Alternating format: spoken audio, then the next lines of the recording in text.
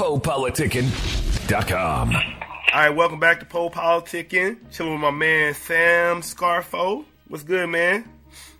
What's good? What's good? If I sound a little numb, I came from the dentist, but we can still kick it. All right, for sure. So first thing I want to know, you know, I guess you go to the dentist and everything, so I was going to say what you do on an average day.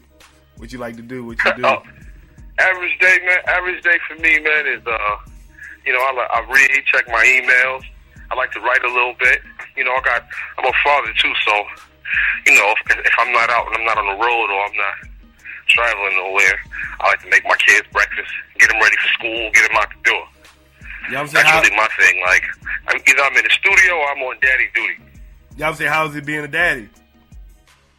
It's good, man. It's good. It's good, you know. It's like, it's responsibility, though, but it's good. With this music business, is always, it's kind of hard. It's kind of hard when you're touring and you're going out, you're trying to do, and you're promoting a record or you're promoting a mixtape, and you got a daughter who might got a project, or my son might have something going on, or my other son might have something going on. So, you know, it's always, it's a little bit of a struggle, but, you know. Yeah, and I'm going to say, you was talking about... They grew up in it, so they understand. Yeah, I'm going to say, you were saying that you read, like you were saying, like you read books and stuff, or? I read books. Yeah, I read, what kind of books you read? Books. I read books like The Art of War, books like strategy books. I read books like that, 48 Laws of Powers. This book that I'm reading right now, The Biggest Secret, David Icke. I mean, you know, like Prodigy from that's my homie, you know what I'm saying? And we talk a lot. Even though he's locked up, we talk a lot. We send each other books all the time, so. Good luck, man. That's cool. He's the one that really got me on my reading, back on my reading thing. I was gonna say, can you actually, can you say something to the little homies out there about reading? Because I got a little homie out there, he be talking about he don't want to read. And like, actually, who got me on my reading shit was when I read Malcolm X. You remember when he was talking about how he was reading so much his eyes got, he started having to wear glasses? That's what made me want to start reading. Cause I'm like, I want to be like him. So that what made me want to read. So I want you to just talk about the importance of reading a little bit. I would say the importance of, can we curse on this show? Or man. We keep it clean. We keep it funky on here. It's all good. We keep it super funky. Okay? Yeah, it's all good. To all the little homies out there that don't want to read, let me tell you this: if you hanging around a bunch of little niggas that don't read, then they ain't teaching you shit. Every day you need to learn something to get yourself further on this planet or to live in a better way. You know what I'm saying? So if you hanging around if you don't read and you hanging around a bunch of niggas that don't read, y'all just hanging around staying stupid. The niggas is while other niggas is really moving on. You know what I'm saying? So yeah, you need to. It's like you have to. You know, people have been on this planet thousands and thousands of years. I'm gonna say thousands, but hundreds and hundreds and hundreds and thousands of years before us, before you've been here. So they've lived life. Now my little Novocaine, a little bit of what's the name in me, so bear with me. They live life already. You know what I'm saying? They live life and did everything that you're trying to do and trying to accomplish. So it's good to reference people that have been successes or that has been a success in whatever you're trying to do. You know what I'm saying? Because or even if you're doing a criminal thing, read. Learn not to make the same mistakes the nigga that's not reading is making. Yeah, I was gonna say too, because like my homie was telling me, like he be thinking like rappers are dumb. I'll be like, rappers are not dumb. Like, I mean, we do got some dumb rappers, but not these rappers that be doing their own little businesses and ventures outside of rap. Like they smart. Like you can't, you know what I'm saying? Like they think they all dumb. Like nah, a lot of them playing the role like they dumb, but nah, don't get it twisted. They don't. If they don't read, they're not gonna have no content to put in their music. They're not gonna have no content to give you a jewel. Even if you are talking about selling crack, shooting people, whatever you're talking about, you know what I'm saying? If that person is a reader, he's going to give you all angles of that lifestyle. He's not just going to give you just the fucking glorifications of it. You know what I'm saying? That's what I'm about. You know, so that's kind of what my music is about. I'm not going to tell. I'll tell you both sides of the coin because I ain't going to tell nobody to not be in the streets because I know what reality is. 100 years ago, you had people supporting their families, selling moonshine liquor. You had thousands of American families supporting their their lifestyles off of that. You know what I'm saying? So I'm not going to tell you not to go on the street, but I will tell you, be smart about it. Don't be stupid. What's up? Do the same thing. Don't do the same thing as they 5 years ago did. If it's documented right on the internet, look up, read, research, do what you're going to do. You know what I'm saying? All right, and I would say too, I know you from New Jersey, and I remember the first time I saw you was back in the day in '04 on Fight Klub. So I just want you to talk about your background and everything, you know, how you fell in love with hip-hop and rhyming and everything like that.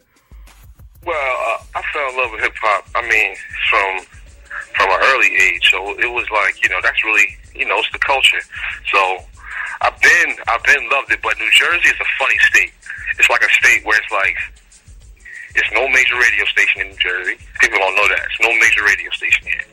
It's no real major media outlet for New Jersey. So it's like you gotta kind of. It's not like how Philadelphia is that has their own radio station, they own everything, they support their own artists.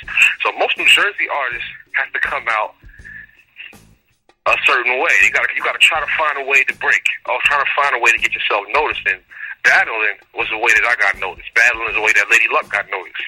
Battling is the way that Sirius Jones got noticed. If you notice, all of them are from New Jersey. But they all probably didn't start out as battle rappers. You understand what I'm saying? But it's like, they had to get on. That's what you gotta do to get on, because you don't really have that media outlet. You know, like how if you got a DJ from San Diego and he's from San Diego, and an artist from San Diego comes out that's hot, he's gonna play him all day on the radio, right? I mean, he's gonna play him. He's gonna try to support him. But if you don't have no New Jersey DJ to really do that for you, then you gotta try to kind of find other avenues to get in. So me, I was already just rapping on all the corners. I wasn't really battling per se, but I was just, you know, like rapping all the time in ciphers. You know, in my local city in Jersey where I was from, I was known as a rapper locally, but it wasn't getting out to the masses. So that's why I took it to the Fight Klub, and I said I got to put my money where my mouth is, and let's just see if we can make this work. Luckily, you know, Swizz Beatz was there, and he came and judged the battle, and that led to a meeting with Swizz Beatz, which led to a meeting in the scope, ultimately led to a meeting at Def Jam with Jay-Z at L.A. Reid. So, you know, it was like, that was the avenue I had to take. It's like it's a gift and a curse. It's a gift and a curse kind of, because, you know, they have this whole cliche that you get stuck in a battle box. You know what I'm saying? You're stuck in the battle. If you're a battle rapper, you can't make songs. But people don't know that. I mean, even though all that led to that, it didn't really lead to it, because when I got my meeting with Def Jam, they didn't even know I was in the Fight Klub. They didn't know none of that. All they knew was that I could make some good records, and they wanted to put me out as an artist. They actually was against the Fight Klub, because when I came under the Fight Klub, they didn't like that, because they was like, "Now, how are we going to turn this? How are we going to turn this around?" We signed him. We gave him a budget based off his record-making ability. So how can we turn this? So now that MTV is showing him in the Fight Klub, how can we turn this around and show him and show the world that we got all these records on this kid that's dope? You know what I'm saying? So, and maybe my tone on my records could be a little different than my tone in the Fight Klub. You know what I'm saying? It's a different energy when you're in the booth and when you're battling somebody. You know what I'm saying? So people might want to see me like that all the time now. So it's like, you know, I kind of got frustrated with the whole thing, and I kind of just turned my back on the music business for a year. But you know, we back in the grind. I'm back on Po Politickin, so we back grinding. Yeah, I mean, so so are you what happened with Def Jam? Are you still with them or no? The deal fell apart. Unfortunately, I had a little legal situation. I had a little, you know, that was being 1 foot in the streets and being 1 foot out the streets. And my studio got raided. I actually had a production deal at Def Jam for me as a solo artist, and for a group that I had signed to me at Def Jam. The group had got this big thing happened where the police came and a lot of the group members got arrested, and a lot of them are still fighting that case to this day. So that kind of made everything kind of go south. But it, you know, maintain my bloods and maintain my grind. So it didn't really matter much to me anyway. It's not really a climate to be signed to a major label anyway. Yeah, I was just gonna say. So what's your mind frame now? Like, are you even trying to get another major deal, or like, what's the plan now? I mean, I'd rather have a major meet me halfway now. I mean, because right now they make people sign these 360 deals. I'd rather have, at my time when I got my deal, just based off of my music alone, I had a budget bigger than a lot of signed rappers. For unknown artists, have $1 million budget without no street buzz, just based off of 5 records. You know what I'm saying? That was like they really had me on a launch pad to come out. But when that Fight Klub came out, it was crazy. So me being in that position, I learned a lot, and I learned that really the label expects you to do everything anyway, so you don't even really need a record. They expect you to shoot your own videos. They expect you to market and promote your own record. All they really doing is giving you distribution. So that's the way I'd rather go with it anyway. That's kind of the way to do it. Internet videos is like what's popping. It's no more $50,000 videos no more. So. Yeah, I would say. So, what would you consider like some of your like the sacrifice you made so far since you've been in the game? Like, sacrifices. Yeah, 'cause I be trying to, we trying to teach these little niggas like, they want to do this shit. Some real shit they might have to go through. Oh, you gotta grind. You gotta grind. You gotta grind. You gotta maybe say goodbye to your girlfriend for an hour, for a year or two. You gotta really marry it.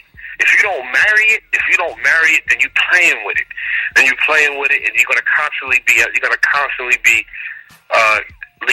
led down the road for disappointment. You know what I'm saying? Like, if you don't really, really get in bed with it, like, somebody wants to do a song when she was 11 o'clock at night. You're sitting in the house watching the girl.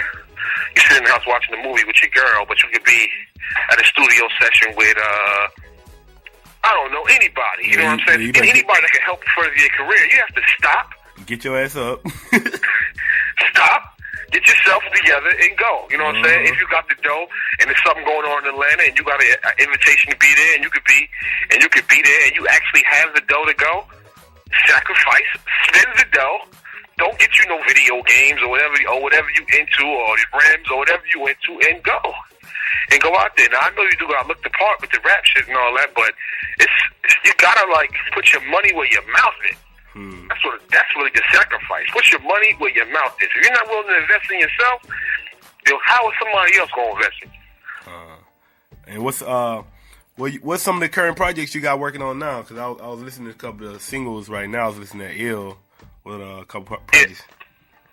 Well, right now I'm working on the album. I'm trying to release probably third quarter of this year. It's not done yet, but I got the package coming out. It's a mixtape that I haven't put a mixtape out in a long time, so I'm kind of taking my time with it. I'll probably come out in about 3 weeks. It's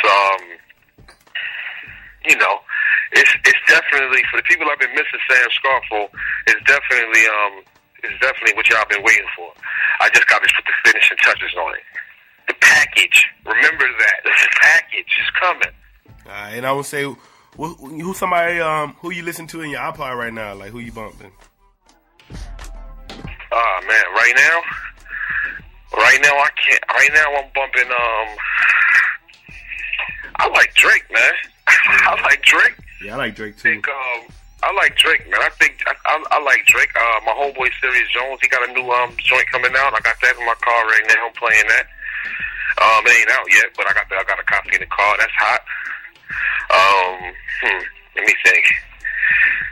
Kanye album is crazy to me, yo. Like, Kanye's album's crazy. I like Joel Ortiz.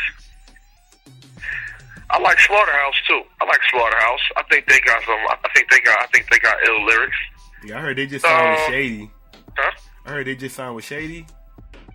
Yeah. Big up the Slaughterhouse. You know what I'm saying? Joel Ortiz. I think he's a phenomenal artist. He's crazy. All right. It's not. Rick Ross. Rick Ross is hot. I like listening to him in the club. Waka, Wale. And all the anybody that's putting out good music right now. Anybody that's putting out something that's real. that has a little substance to it. You know what I'm saying? And I know I said that in the same breath as I said some other artists, but to me, like Kanye West right now, he's the wheel right now. Like, he's like the standard. If you could come out with something like that, then you are officially crazy. Yeah, you said Waka too. I don't know why. Yeah, I know. That's what I'm saying. I know I said that in the same breath as saying that, but to me, man, whatever music, if you can make a song and you can make people jump up and dance and jam to your record, then you are doing something right. I don't care if you can get a reaction out of people and they love you, then you're doing something right. Something you're doing right. I could hate on it and say, I could hate on it and hate on the intricacies or whatever. I could hate on the little parts of it, like, or maybe he ain't rhyming hot, or he not putting 100 bars together dope.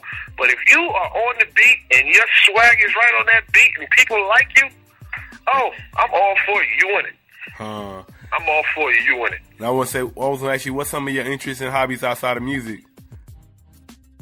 Filmmaking. I'm starting a film company, so definitely filmmaking. Sunset Films is coming, man. I'm making I think I'm gonna start off just shooting videos though, but film is definitely coming next. Actually being behind the camera. I have a movie that I did called Talent for Trouble. You know, I thought that was cool being in front of the camera, but I think behind the camera more. Just creating stories and it's the same thing as making. To me, it's the same thing as making a song. You know what I'm saying? Except for you're creating it, you're making a visual to it. That's all. So that's like my main hobby. Oh, watching the Knicks play. I like going to Knicks games. They balling right now. I know. Last night we got our asses kicked in Utah, but we balling. We waiting on Melo right now. I was going to say, so what would you like to tell your fans right now? Man, look out for that package, yo. It's that street music. Y'all know what type of music I bring to the game. So just look out for it. I'm gonna bombard you. I promise I won't be lazy with it. I promise you I'm gonna be crazy with it. I promise you I'm gonna give you video after video too. So just get ready. 2011 is gonna be a hell of a ride. All right, man. I want to say thank you for coming through Politickin with me. For sure. You want to tell us how to hit you up and everything? Oh, yeah, hit me up on Twitter, Sam Scarfo, at Sam Scarfo. You hit me up on Facebook, Sam Scarfo, same thing. And we get it popping. And let's politic. You got a question about the music industry, hit me up. I'm right here. For Teflon LeBron, they call me Scarlito. I'm here politicking with Po on Po Politickin Radio. Boy, Jersey to Dago. Let's get money. Yeah. Yo, serious. Yo, roll up another one, man. I might talk some shit. Straps was good. You know it's guerrilla music. Got my homie 730 on the beat. We do this for Jersey. Let's get money. I wake up smoking sour, mind on grinding, swag on the trilly, hour out of Philly, uncle named Silky, making French toast. He never left Jersey, but he's so West Coast. I'm just leaning, going through my Facebook, trying to find a bitch that'll swallow all my semen. No cigarellos, hello, you know a nigga beastin'. Guess we got a filler of vanilla for the evening. So we bust up a Dutch and discuss swishes they doing for me and paper planes suck. I'm straight leaning to the left through lunch, sharp as a tack, telling the waitress choose up. This rosé got a nigga so drunk, got me bugging on hoes. You niggas loving them hoes. You see me leaning presidential like the governor spose. I'm getting money while you sucking the toes, you little square. And you a chicken when that bitch will tell you anything. After arguing, you crying, nothing's fair. Listen, hombre, my name ain't Jose. I don't believe a fucking word that hoe say. She sucking cock, telling you she playing croquet. Furthest out the hood, that bitch Ben's Club Dolce. I know I'm leaving, let a real nigga speak. Pimp, I go ape over gorilla ass beats. I'm chilling cause all the Skrilla that I spent last week got me staring in my rear view. I can't even hear you. My Fendi shades is so super fresh. You sway gazellies, I be doing in the death. Straight pimp leaning, no codeine. This is all swag in the air that you breathing. I'm straight leaning. Yeah, roll up another one, nigga. I'm about to talk some more shit. 730, what's good? Sam Skis. They call me Sunset too. G-Gang.